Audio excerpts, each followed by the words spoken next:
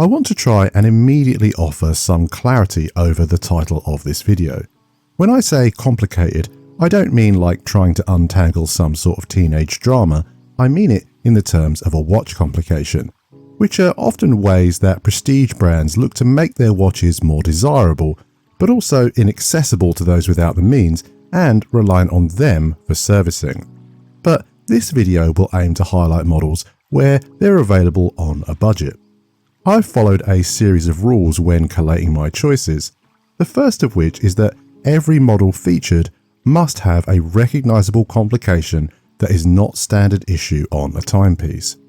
Secondly, to make this a real challenge, each complication can only feature once on the list. As the title indicates, everything featured has to be available below the $1,000 mark at the time of writing. And finally, to really dial up that variety, each brand can only feature once on the list too. With all that said, let's get into the video.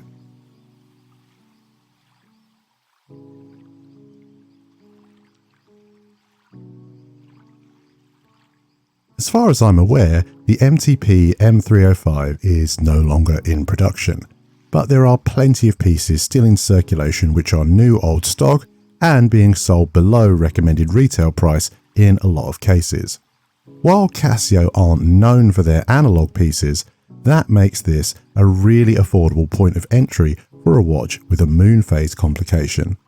The design language used on the Casio, particularly the black and white dial variants, puts me in mind of the Swiss Out model from H. Moser & C, which is in and of itself a pastiche on the Apple Watch.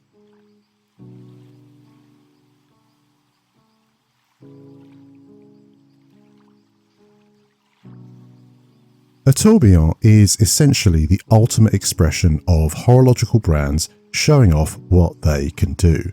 For context, you could buy 60 of these for the price of one Swiss-made watch with a tourbillon in it.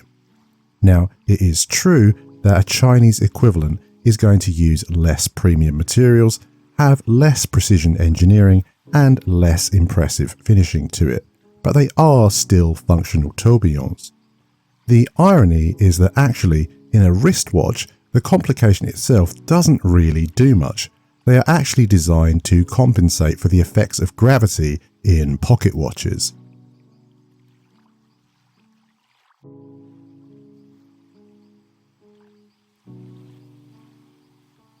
One of my personal biggest collecting interests at the moment is digital watches that aren't Casios. I recently picked up a Nixon Basetide Pro for that precise reason, and while I've not yet done any filming with it, behind the scenes I have been impressed. The watch comes pre-programmed with tidal information for 550 beaches known for surfing around the globe. It's also made from ocean plastic and comes with a really robust strap locking system. A watch then with an unusual complication, but a clear focus on its intended use case.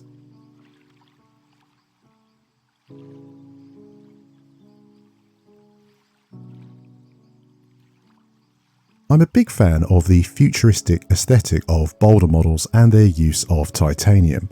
Actually, it's the mecha quartz chronograph movement that's the real appeal to me here.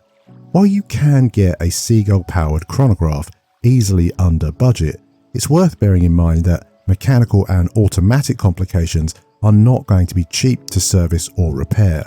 In the case of the Seagull, the watches are so cheap, if they break, you might genuinely be better off just buying another, which I don't think makes for great consumer advice. A mecha quartz movement, by comparison, is far less likely to need any attention beyond an infrequent battery change. The Field Medic 2 also takes a slightly different approach by having pulse measurement timings rather than a traditional chronograph bezel.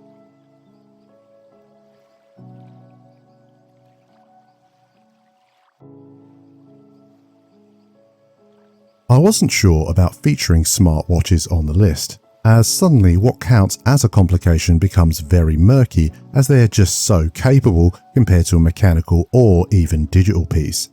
I decided I would have one on the list as a compromise and picked out the Pixel Watch 3 as it has potentially the most useful feature of any watch.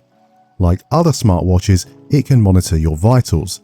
The difference with the Pixel Watch 3 is that if it detects a loss of heart rate, drop in blood flow, and lack of movement through the accelerometer while the watch is being worn, it can be set up to automatically inform emergency services of your location and condition.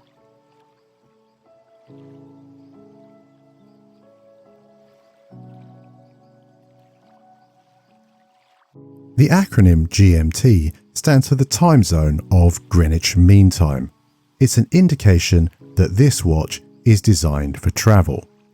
GMT watches will have a fourth hand, typically a stylized arrow, which allows for the user to track an extra time zone using the 24-hour GMT bezel.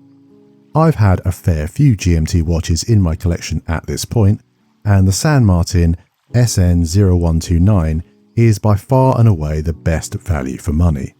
There really isn't another brand on the planet that offers this level of value for money anywhere near this price point when you factor in the materials used and the quality of the finish.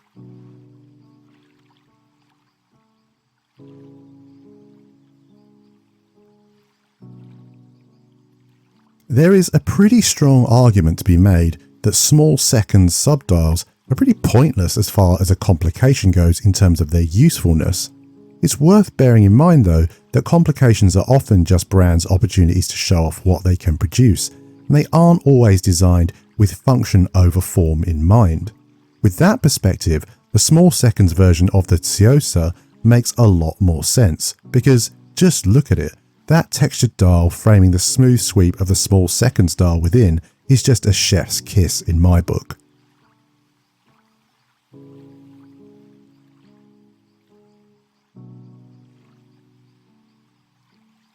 Mechanical world timer models function in a very similar way to GMTs, and indeed most will feature a GMT hand. The difference is in the bezel, where a GMT will have a 24-hour version. A world timer will have the names of cities denoting different global time zones printed around the bezel. I think the whole thing can get a bit confusing when you're trying to factor in daylight savings time or countries that have 30 or 15-minute differences, but it nonetheless looks cool, and the Thresher range from Zelos is a really unique looking, affordable entry into a complication that usually carries a hefty price tag.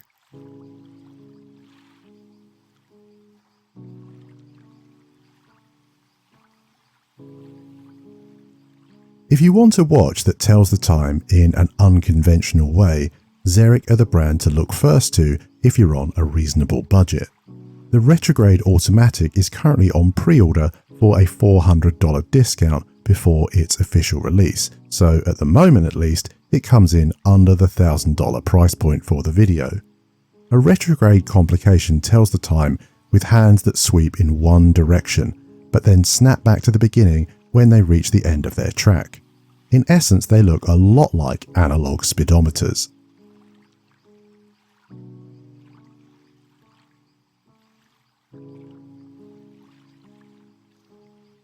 The day-date complication can trace its roots back to 1956 with the introduction of the Rolex Day-Date, a model that has become synonymous with offices of high power around the globe, including the then President of the United States. While the Certina DS1 doesn't pack that level of clout, it is a really attractive piece. Clean white dial, blued hands, classic positioning of the complication at 12 and 6, Swiss made on the dial. The complication itself is also pretty useful, especially if you're like me and crumble into feeling like an idiot the moment you're asked to sign a document and need to date it and then haven't got a clue. So there we have it, what I consider to be the 10 best watches with added complications. The rules that I outlined for this particular video ended up being genuinely quite difficult to work with, so there are a lot of great watches out there that could have featured but didn't.